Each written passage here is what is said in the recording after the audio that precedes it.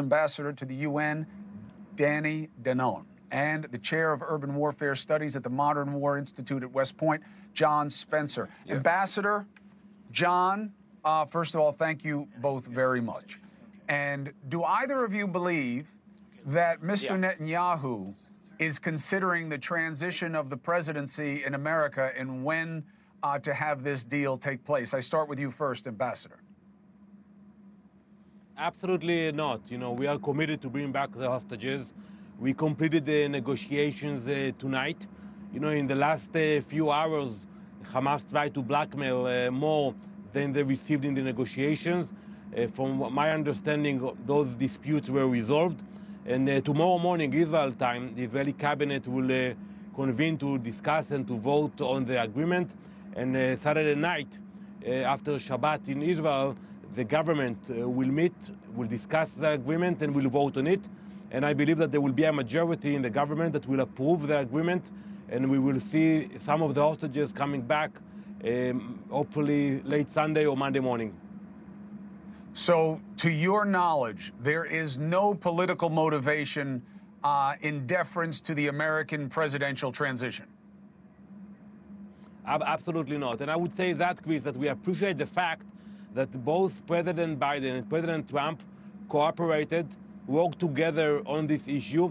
And that's not a given, because usually when you have a new administration, they don't like to see the outgoing administration dealing with policy. But this was something unique, and we appreciate that the both of them put politics aside, worked together, and we are now in a place that we have an agreement.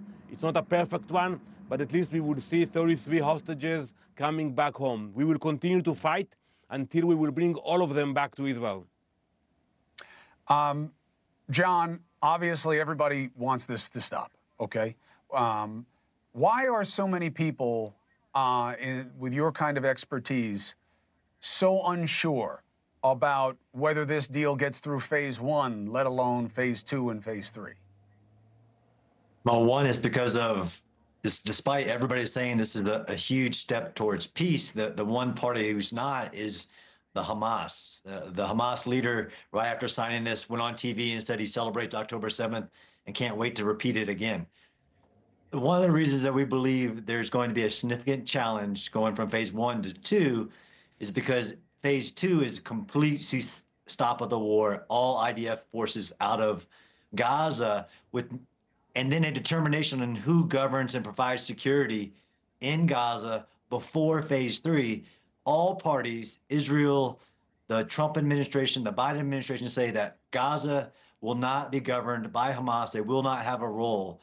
But clearly, Hamas believes that they'll have a role. So this is a great deal to get hostages home. It's a deal with the devil, but it isn't a peace deal, that's for sure. Ambassador, we hear a lot that within Israel, and as you know, certainly John does, but as you know, I'm fairly well connected in Israel with what's going on there and how the different political factions feel. There is almost unanimity when it comes to the idea that Hamas has to be destroyed for this to end. It cannot end if they are not destroyed. This deal does not seem to suggest their destruction. How do you understand that? Well, first, I agree with you. I think it's not only in Israel. I think many Western democracies understand that if you want to have a future for the Palestinians in Gaza, you need somebody else to rule Gaza and not Hamas. So we will not allow Hamas to stay because it will be a threat to Israel. And after October 7th, we will not let them stay there. But I think also those who care about the future of the Palestinians should insist that Hamas will not stay there. And in the future negotiations, that will be our demand. We can speak about expelling them, we can speak about other options, but we will not allow Hamas to take over Gaza again, because we know what will be the end game. The end game will be another October 7th. We will not let it happen. A quick follow on that, and then I'm coming to you, John. Ambassador, how does Bibi Netanyahu politically survive this when his own coalition is very, very, at best, uncomfortable with it, if not to say openly against it? Couldn't they just call for elections or a dissolution of the coalition, his own faction? Well, it's a challenge. Israel is a vibrant democracy. You have demonstrations from all sides. one of the parties of the coalition announced today that they will not stay in the government. It will still have a majority in the parliament, but it is a sign that, it will be harder. It will be harder, but I think in the government, it will still have the support, and in the parliament, majority of Israelis understand that this deal is not perfect. I would even say it's a bad deal, but still there is no choice. We have to bring those people back home and then continue with our efforts to dismantle Hamas. John, how do you sell not getting the people back? Only getting 33? And all of these weeks that it takes when we know that they keep dying randomly. We know how many they had in the beginning. We know how many they are now, assuming they're even telling the truth. And it's very suspicious that they need so much time to organize and deliver this small a number of hostages. How do you sell that part? This is the deal with the devil and how much the Jewish people care about every individual. And there isn't moral equivalency here between Hamas. This isn't we just want peace and we want the war to end. There's a 9-month-old baby that was taken that still hasn't been returned. And Israel is willing to give hundreds of life sentenced convicts over to Hamas to get that one, and we hope alive, baby. You don't sell it. There is no good deal here. There's only a deal that brings some home alive while you have a chance, understanding what it means to peace for even the Palestinian people. The greatest hurdle to any solution between Israel and Palestine is Hamas not being a part of the conversation. But this is the deal that they had to take, and what should be a huge sign that there isn't moral equivalency here. Israel is willing to do whatever it takes to bring whoever they can home, and then if they have to, continue to do that until they bring them all home. It is not a good deal, but it is the deal that they have to take.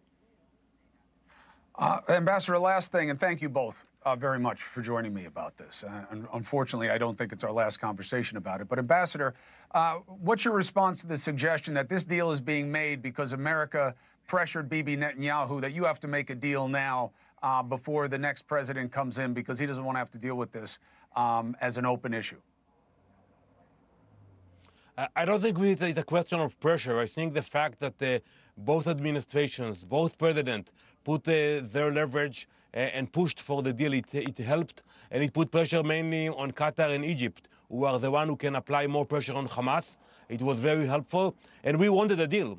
Don't be mistaken. It was a desire of the government to see those hostages coming back home. And we are very excited about, seeing those pictures, especially the girls, the babies. Hopefully we'll see them soon in Israel. Ambassador, thank you very much for taking time to be here. John, as always, an invaluable resource. Thank you for the perspective, and let's pray for peace. 4 minutes, 30 seconds.